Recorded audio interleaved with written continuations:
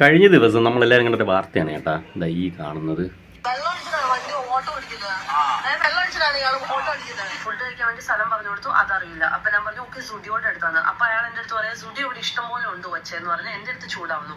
എന്റെ അറിവിൽ തൊടുപുഴ ഒറ്റ സുഡിയോ പണിതിട്ടുള്ളൂ. പിന്നെ ഇയാളുടെ ആരെങ്കിലും വകയിൽ പണിത് വെച്ചിട്ടുണ്ടോ എന്ന് എനിക്കറിയത്തില്ല. ഞാൻ വെള്ളം കുടിച്ചെന്ന് തെളിയിക്കുവാണെങ്കിൽ അവർക്ക് ഞാൻ 1 ലക്ഷം രൂപ എന്റെ വണ്ടിയെ ഞാൻ കൊടുക്കാന്ന് ഞാൻ പറഞ്ഞേക്കണ. എന്റെ ജീവിതം മുടങ്ങും. ഞാൻ എന്നാ ചെയ്യും? സാമൂഹ്യ മാധ്യമങ്ങൾ വഴി തനിക്കെതിരെ നടന്ന അപകീർത്തികരമായ പരാമർശത്തിനെതിരെ കാരിക്കുന്നം പ്ലാന്റേഷനിൽ താമസിക്കുന്ന രാജു പോലീസിൽ പരാതി നൽകി. ആരോപണം തെളിയിക്കുന്ന പക്ഷം രാജു ചേട്ടൻ ഇപ്പോൾ കിടിലൻ സംഭവം ചെയ്തിട്ടുണ്ട്. നിങ്ങൾ അറിഞ്ഞു കാണും.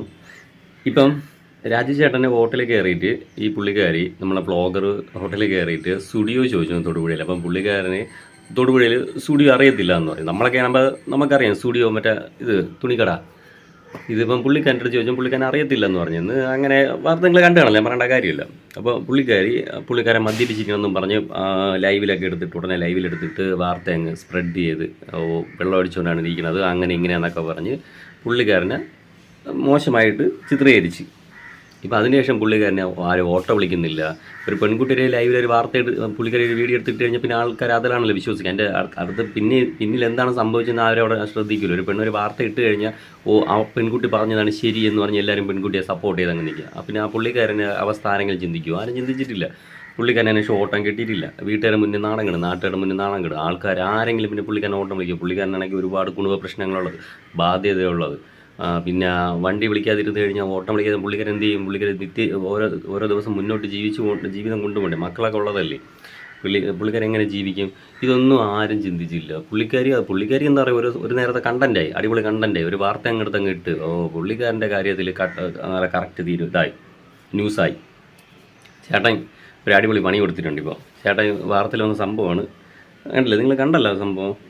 വെള്ളം അടിക്കുകയാണെങ്കിൽ രൂപയോ തന്റെ ഓട്ടോറിക്ഷയോ നൽകാമെന്ന് പറഞ്ഞു. പക്ഷേ ബ്ലോഗർ താമസിക്കുന്ന രാജു പോലീസിൽ പരാതി നൽകി. ആരോപണം തെളിയിക്കുന്ന പക്ഷം 1 ലക്ഷം രൂപയോ തന്റെ ഓട്ടോറിക്ഷയോ നൽകാമെന്ന് പറഞ്ഞു. പക്ഷേ ബ്ലോഗർ ആരോപണം തെളിയിക്കാൻ ഇതുവരെ മുന്നോട്ട് വന്നിട്ടില്ല. ഞാൻ ട്രാൻസ്ഫർ സ്റ്റാൻഡിൽ പോയി തിരിച്ചു വരുന്ന വഴിയാണ് ഇവർ കൈ നീട്ട് 2 പേരുണ്ടായിരുന്നു. അപ്പോൾ കൈ നീട്ടിച്ച് വണ്ടിയെ കയറി. ഒരു ഹോട്ടലിന്റെ പേര് പറഞ്ഞു. അവർ പറഞ്ഞ ഹോട്ടലിന്റെ പേര് എനിക്കറിയില്ല. അപ്പോൾ അത് കഴിഞ്ഞാൽ സ്റ്റുഡിയോ പോകണമെന്ന്. ഈ സ്റ്റുഡിയോ പോകണമെന്ന് പറഞ്ഞു കഴിഞ്ഞപ്പോഴും എനിക്ക് ആ സ്റ്റുഡിയോ അറിയത്തില്ല. നിങ്ങൾ കാണിച്ചു തരുവാണെങ്കിൽ ഞാൻ കൊണ്ടുവിടാം, അല്ലാണ്ട് എനിക്ക് അറിയാൻ പാടില്ല. അപ്പോൾ അവൻ എടുത്ത് വായിക്കുകയോ ചേട്ടൻ കള്ള് കുടിച്ചിട്ടുണ്ടോ? ഞാൻ അവരോട് പറഞ്ഞു ഞാൻ ഇവിടെ ഓടണമല്ലേ വണ്ടി. അപ്പോൾ ഇവർ വണ്ടിയെ കയറിയപ്പോൾ തന്നെ ഭയങ്കര സ്മെല്ലാണ്. കഞ്ചാവാണോ എന്നൊക്കെ അടിച്ചേക്കണം ദൈവത്തിന് മാത്രം അറിയാം. ഇനി ഞാൻ കള്ളും കൂടെ കുടിച്ചു.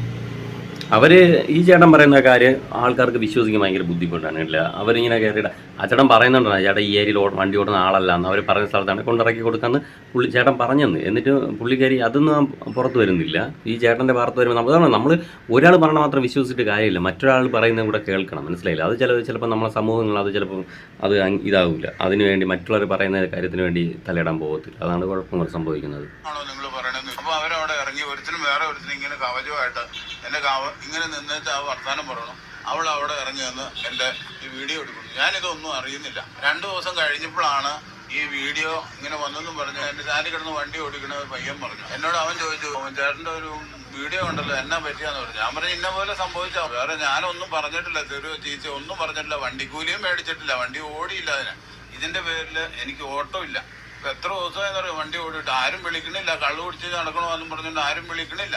സാമ്പത്തിക ബുദ്ധിമുട്ട്, മാനസിക ബുദ്ധിമുട്ട്. എൻ്റെ മക്കളും എല്ലാവരും പറഞ്ഞിങ്ങനെ എന്നെ ഇങ്ങനെ നിരന്തരം ഇങ്ങനെ ആൾക്കാർ വിളിച്ച് പറഞ്ഞുകൊണ്ടിരിക്കുക. പിറ്റേ ദിവസം കേസ് കൊണ്ട് കൊടുത്തു. ഇവിടെ SP ഓഫീസിൽ വെച്ച് വിളിച്ചു. ഇവിടെ വന്നപ്പോൾ സാർമാർ പറഞ്ഞു സൈബർ സെല്ല് പൈനാവില അവിടെ കൊണ്ടുപോയി കൊടുത്തു. അവിടെ കൊടുത്തു കഴിഞ്ഞ് വൈകുന്നേരം ഒരു 7 മണി കഴിഞ്ഞപ്പോഴത്തേനും അവിടുന്ന് വിളിച്ചു. എന്നോട് തൊടുപുഴ സ്റ്റേഷനിലോട്ട് വരാൻ പറഞ്ഞു. അവളെയും വിളിപ്പിച്ചിട്ടുണ്ടെന്ന് പറഞ്ഞു. എൻ്റെ ജീവിതം മുടങ്ങി. ഞാൻ എന്നാ ചെയ്യും? ഞാൻ വെള്ളം കുടിച്ചെന്ന് തെളിയിക്കുവാണെങ്കിൽ അവർക്ക് ഞാൻ 1 ലക്ഷം രൂപ എൻ്റെ വണ്ടിയെ ഞാൻ കൊടുക്കാമെന്ന് ഞാൻ പറഞ്ഞേക്കണ. എനിക്ക് സ്വന്തമായിട്ട് ഒരു ഇതിൻ്റെ സ്ഥലം വരെ ഇല്ല. ഇവളും ഇവിടെ കൂടുതൽ ഒരാളും കൂടെ ഉണ്ടായിരുന്നത്. അവൾ ഇപ്പോൾ ഇവിടെ വന്നു ഇപ്പോൾ സ്റ്റേഷൻ വന്നു. ചേട്ടൻ ഒരു കിട്ടില്ല സംഭവം ചെയ്തിട്ടുണ്ട്. ഇപ്പം നിങ്ങൾ വാർത്ത കേട്ട സാധനം തന്നെയാണ്. ചേട്ടൻ മദ്യപിച്ചിട്ടുണ്ടെന്ന് തെളിയിച്ച് കഴിഞ്ഞാൽ ചേട്ടൻ 1 ലക്ഷം രൂപ ചേട്ടൻ്റെ ഓട്ടയും കൊടുക്കാമെന്ന് പറഞ്ഞിട്ടുണ്ട്. പുള്ളിക്കാരി അതോടെ എസ്കേപ്പ് ആയിട്ടുണ്ട്. പുള്ളിക്കാരിയുടെ വീഡിയോ പുള്ളിക്കാരി ഡിലീറ്റ് ചെയ്തു. അപ്പോൾ അവിടെ നമ്മൾ മനസ്സിലാക്കണം, ഇവർ വീഡിയോ ഡിലീറ്റ് ആക്കിയിട്ടുണ്ടെങ്കിൽ, ഈ ഫെമിനിസ്റ്റ് വീഡിയോ ഡിലീറ്റ് ആക്കിയിട്ടുണ്ടെങ്കിൽ ഉറപ്പിച്ചാൽ മതി അവരുടെ സൈഡ് മിസ്റ്റേക്ക് ഉണ്ട്. ഒരു ചെറിയൊരു കണ്ടൻറ്റ് കിട്ടിക്കഴിഞ്ഞാൽ എടുത്തങ്ങ് തള്ളും. മനസ്സിലായില്ലേ? ഇവർ ഈ പെൺകുട്ടികൾ ഒരു വീഡിയോ ഒരു മാക്സിമം ഒരു വൈറലാവാൻ വേണ്ടിയാണ് കൂടുതൽ നോക്കുന്നത്. ഇവർ ഒരു മൊബൈലും കൊണ്ട് ഒരു വ്ളോഗറാണെന്നും പറഞ്ഞ് ആ പുള്ളിക്കാരൻ്റെ ബുദ്ധിമുട്ടുകൾ എന്തൊക്കെ ബുദ്ധിമുട്ടാണ് പറഞ്ഞാൽ ആ പ്രായം ജനങ്ങളിൽ ഈ പ്രായത്തിൽ അങ്ങനെ ഓട്ടോ ഓടി ജീവിക്കുന്ന മനുഷ്യനെ ഈ ഓട്ടോ ഓടിക്കാൻ പറ്റില്ല. പുള്ളിക്കാരൻ പിന്നെ എന്ത് ജോലിക്ക് പോകാനാണ് ഈ പ്രായത്തിൽ? പുള്ളിക്കാരൻ ആൾക്കാരെങ്കിലും മനസ്സിലാവണ്ടേ? അത്രയും പ്രായം ചെന്ന ആൾ എവിടെ മദ്യപിച്ച് ഈ രാത്രിയിലൊക്കെ എങ്ങനെ മദ്യപിച്ച് ആട്ടോ ഓടിക്കാനാണ് ഇത്രയും പ്രായം ചെന്നത്? പയ്യന്മാരാണെങ്കിൽ ശരി, ഇത്രയും പ്രായം ചെന്ന ചേട്ടൻ മദ്യപിച്ച് വണ്ടി ഓടിക്കുക എന്ന് പറയുമ്പോൾ നമുക്ക് തന്നെ ചിന്തിച്ചു കൂടാ അത് എങ്ങനെ സാധിക്കുമെന്ന്. എന്നാലും ചേട്ടൻ തിരിച്ച് നല്ല അടിപൊളി പണിയെടുത്തിട്ടുണ്ട്. ഞാൻ പറഞ്ഞില്ലേ, വേണം ഇങ്ങനെ തന്നെ പണി കൊടുക്കണം. ചേട്ടൻ മദ്യപിച്ച് വണ്ടി ഓടിക്കുകയാണെങ്കിൽ തെളിയിക്കണമെങ്കിൽ പുള്ളിക്കാരി തെളിയിക്കുകയാണെങ്കിൽ ചേട്ടൻ 1 ലക്ഷം രൂപയും ഓട്ടോയും കൊടുക്കാമെന്ന് പറഞ്ഞിട്ടുണ്ട്. ആ സമയം കൊണ്ട് പുള്ളിക്കാരി വീഡിയോ ഡിലീറ്റ് ചെയ്ത് പോയി. അപ്പോൾ നമ്മൾ രാഹുൽ ഈശ്വർ പുള്ളിക്കാരെ മാക്സിമം നമ്മൾ രാജേഷേട്ടനെ സപ്പോർട്ട് ചെയ്യാൻ വേണ്ടിയിട്ട് നല്ല ഒരു എന്താ പറയുക പുള്ളിക്കാരനെ കോൺടാക്ട് ചെയ്ത് രാഹുൽ ഈശ്വറിൻ്റെ ഒരു വീഡിയോ ഞാൻ കണ്ടായിരുന്നു കേട്ടോ. എല്ലാ ആണുങ്ങൾക്കും ഒരു ഹീറോ ആണ് രാജു ചേട്ടൻ. ഓട്ടോ ഓടിച്ച് ജീവിക്കുന്ന ഈ രാജു ചേട്ടനെ അനാവശ്യമായ വ്യാജ പരാതി നൽകി ഈ ഫെമിനിറ്റി കുടുക്കാൻ നോക്കി. ഓട്ടോ രാജു ചേട്ടൻ അതിശക്തമായി തിരിച്ചടിക്കുകയും അദ്ദേഹം മദ്യപിച്ചിട്ടാണ് വണ്ടി ഓടിക്കുന്നതെന്ന് തെളിയിച്ചാൽ 1 ലക്ഷം രൂപ തരാമെന്ന് പറഞ്ഞു. അപ്പോ ഓടി ഫെമിനിറ്റി കണ്ട വഴി എന്ന് പറയുന്നത് പോലെ ഈ ഫെമിനിറ്റി ആ വീഡിയോ അടക്കം ഡിലീറ്റ് ചെയ്തു പോവുകയും ചെയ്തു. ഇപ്പോ ആ വീഡിയോയുടെ നെഗറ്റീവ് ഇഫക്ട്സ് കാരണം നമ്മുടെ രാജു ചേട്ടൻ ഈ പെൺകുട്ടിക്കെതിരെ കംപ്ലൈന്റും കൊടുത്തിട്ടുണ്ട്. രാജു ചേട്ടാ വലിയ രീതിയിൽ ഒരു ക്ലാപ്പ്. ഞാൻ രാജു ചേട്ടനെ വിളിച്ച് സംസാരിക്കുകയും ചെയ്തു മാതൃഭൂമിയിൽ. എനിക്ക് രാഹുൽ ഈശ്വർ നല്ലൊരു ഇതാണ് കേട്ടോ. എന്താ പറയുക പുള്ളിക്കാരൻ കേട്ടോ, എനിക്കൊന്ന് നമ്മൾ രാജുചേട്ടന് വേണ്ടി ആരും ഒരു സപ്പോർട്ടായിട്ട് മുന്നോട്ട് വന്ന് കാണത്തില്ല. എനിക്കൊന്ന് രാഹുൽ ഈശ്വറാണ് ഇപ്പോൾ മാക്സിമം പുള്ളിക്കാരനെ സപ്പോർട്ട് ചെയ്ത് രാഹുൽ ഈശ്വർ പറയുന്നുണ്ടായിരുന്നു നമ്പർ വാങ്ങിച്ച് മാതൃഭൂമി ന്യൂസിൽ നിന്ന് രാജുചേട്ടൻ നമ്പർ വാങ്ങിച്ച് പുള്ളിക്കാരെ കോൺടാക്ട് ചെയ്തിട്ടുണ്ടായിരുന്നത്. കോൺടാക്ട് ചെയ്തു. നമ്മൾ ഒരാൾ എന്തെങ്കിലും പ്രശ്നത്തിൽ താഴ്ന്നു കിടക്കുന്ന സമയത്ത് ആരും ചിലപ്പോൾ സപ്പോർട്ട് ചെയ്യാനും കാണത്തില്ല. ആ സമയത്തൊക്കെ നമ്മൾ രാഹുൽ ഈശ്വറായിട്ടുള്ള ഈ വ്യക്തി മാക്സിമം എല്ലാവരും സപ്പോർട്ട് ചെയ്യുന്നുണ്ട്. ഞാൻ പറഞ്ഞു നമ്മൾ ആണുങ്ങൾക്ക് ഒരാൾ വേണം, മെയിനായിട്ട് ഒരാൾ വേണം. നമ്മൾ രാഹുൽ ഈശ്വരൻ ഒരുപാട് ഒരു കുറ്റം പറയുന്നുണ്ട്. പക്ഷേ രാഹുൽ ഈശ്വർ എന്തോ ഒരു നല്ല കാര്യങ്ങൾ ചെയ്യുന്നുണ്ടെന്ന് പറയും. പക്ഷേ അതിനാരും പൊക്കിക്കൊണ്ടുവരില്ല. പുള്ളിക്കാരെന്തെങ്കിലും ഒരു കുറ്റം ചെയ്യുക അങ്ങനെ എന്ത് ചെയ്യുക. ഈ വിഷയം ആദ്യം വാർത്തയാക്കിയത് മാതൃഭൂമി ന്യൂസ് ആവാനാണ് കേട്ടോ ചാൻസ്. കാരണം ഞാൻ അവരുടെ ചാനലിലാണ് ഈ വാർത്ത ആദ്യം കാണുന്നത്. അങ്ങനെയാണെങ്കിൽ ഒരു മാതൃഭൂമി ന്യൂസിനൊരു ബിഗ് സല്യൂട്ട് കൊടുത്തേ പറ്റൂ. ഏതാനും ആഴ്ചകൾക്ക് മുമ്പാണ് തൊടുപുഴയിലെ ഒരു ഓട്ടോ ഡ്രൈവർ മദ്യപിച്ച് വാഹനം ഓടിക്കുന്നുവെന്ന് പറഞ്ഞ ഒരു വ്ളോഗർ സാമൂഹ്യ മാധ്യമം വഴി പ്രചരണം നടത്തിയത്. ഇന്ന് ആ ഡ്രൈവറുടെ ജീവിതം വഴിമുട്ടിയിരിക്കുകയാണ്. സാമൂഹ്യ മാധ്യമങ്ങൾ വഴി തനിക്കെതിരെ നടന്ന അപകീർത്തികരമായ പരാമർശത്തിനെതിരെ കാരിക്കുന്നം പ്ലാന്റേഷനിൽ താമസിക്കുന്ന രാജു പോലീസിൽ പരാതി നൽകി. ആരോപണം തെളിയിക്കുന്ന പക്ഷം 1 ലക്ഷം രൂപയോ തന്റെ ഓട്ടോറിക്ഷയോ നൽകാമെന്ന് പറഞ്ഞു. പക്ഷേ വ്ളോഗർ ആരോപണം തെളിയിക്കാൻ ഇതുവരെ മുന്നോട്ട് വന്നിട്ടില്ല. വെള്ളം അടിച്ചിട്ടാണ് വണ്ടി ഓട്ടോ ഓടിക്കുന്നത്. വെള്ളം അടിച്ചിട്ടാണ് ഇയാൾ ഓട്ടോ ഓടിക്കുന്നത് കേട്ടോ. വെള്ളം അടിച്ചിട്ട് ബാക്കി ഇരിക്കുന്ന ആൾക്കാരെല്ലാം പറ്റിയാണെന്ത് ചെയ്യും? ഫുഡ് കഴിക്കാൻ വേണ്ടി സ്ഥലം പറഞ്ഞു കൊടുത്തു, അതറിയില്ല. അപ്പൊ ഞാൻ പറഞ്ഞു ഓക്കെ സുഡിയോടെ അടുത്താണ്. അപ്പൊ അയാൾ എന്റെ അടുത്ത് പറയാം സുഡിയോ ഇവിടെ ഇഷ്ടം പോലെ ഉണ്ട് വച്ചെന്ന് പറഞ്ഞ് എന്റെ അടുത്ത് ചൂടാവുന്നു.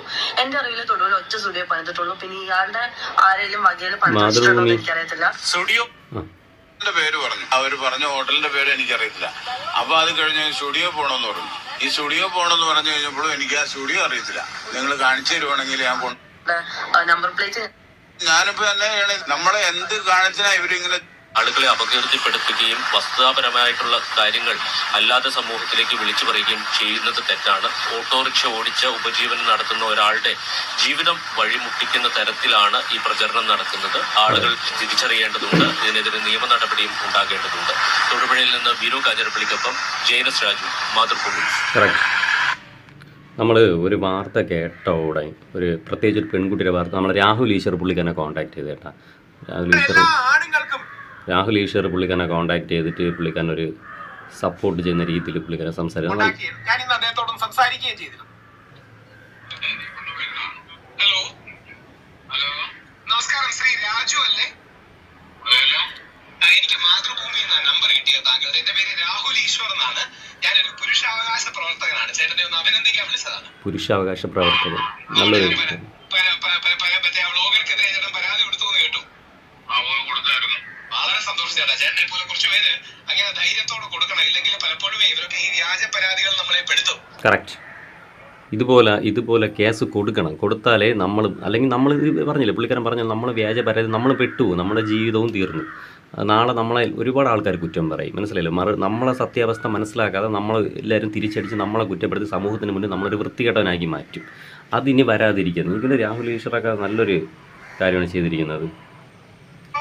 ഇല്ല പ്രശ്നമൊന്നുമില്ല. ഞാൻ കേസ് കൊടുത്തിട്ടുണ്ട്, അതിന് വിളിച്ചിട്ടൊന്നുമില്ല. ആണുങ്ങളെ ഓക്കെ അല്ലേ? വേറെ എന്തെങ്കിലും സപ്പോർട്ടോ വല്ലതും വേണമെങ്കിൽ ഞാൻ ഉറപ്പായിട്ട് വിളിച്ചിരുന്നാൽ മതി.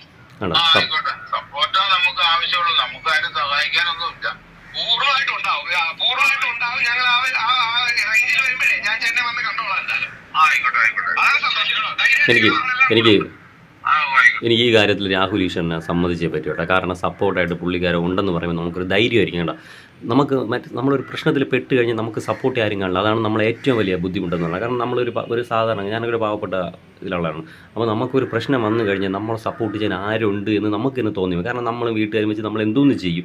അവരൊക്കെ ഇൻഫ്ലുവൻസർ ആയതുകൊണ്ട് അവർക്ക് ഒരുപാട് ആൾക്കാരാണ് സപ്പോർട്ടായിട്ട്. നമ്മളിങ്ങനെ ചിന്തിക്കുക, അയ്യോ നമുക്കൊരു പ്രശ്നം വന്നാൽ നമുക്ക് ആരുണ്ട് സപ്പോർട്ട്. പക്ഷേ ഇതുപോലെ രാഹുൽ ഈശ്വരനെ പോലെ ഓരോ വ്യക്തികളുണ്ടെങ്കിൽ നമുക്കൊരു ധൈര്യമാണ്. ഇപ്പോൾ പുള്ളിക്കാരൻ പറഞ്ഞിട്ടില്ല, പുള്ളിക്കാരനെ ഇപ്പോൾ ഒരു എന്താ പറയുക, അതൊക്കെ പുള്ളിക്കാരനെ സപ്പോർട്ട് ഏറ്റവും അത്യാവശ്യമുള്ള കാര്യമാണ്. അപ്പോൾ ഈ രാഹുൽ ഈശ്വറൊക്കെ ഇങ്ങനെ സപ്പോർട്ട് ചെയ്യുന്ന സമയത്ത് അവർക്ക് ഒരു ധൈര്യം വരും. മനസ്സിലായില്ലേ? ഇതൊക്കെ വേണം. എനിക്കും രാഹുൽ ഈശ്വറിനൊരു ബിഗ് സല്യൂട്ട് കൊടുത്തേ പറ്റി ഈ കാര്യത്തിലൊക്കെ. ഈ വിഷയത്തിലൊക്കെ പുള്ളിക്കാരെ ഇടപെടുന്നുണ്ടല്ലോ, അത് അത്രയും നല്ലതാണ്. കാരണം നമ്മൾ ആണുങ്ങൾ ഇവിടെ ഒറ്റപ്പെട്ടു പോകും ഈ സമൂഹത്തിന് മുന്നിൽ. ഇതുപോലെ ഒരു പെൺകുട്ടി ഒന്നൊരു വീഡിയോ എടുത്ത് ഇട്ട് കഴിഞ്ഞാൽ നമ്മൾ സമൂഹത്തിൽ ഒറ്റപ്പെട്ടു. എല്ലാവരും അവർ പറയുന്നത് വിശ്വസിക്കും. ഇനി നമുക്ക് നമുക്കിവിടെ പറ്റിയൊരു അബദ്ധം എന്ന് വെച്ച് കഴിഞ്ഞാൽ, ഒരു പെൺകുട്ടി ഒരു വീഡിയോ ഇട്ട സമയത്ത് നമ്മൾ മറുവശം, അതായത് അപ്പുറത്തുള്ളൊരു വ്യക്തിയെക്കുറിച്ച് നമ്മൾ ചിന്തിച്ചില്ല.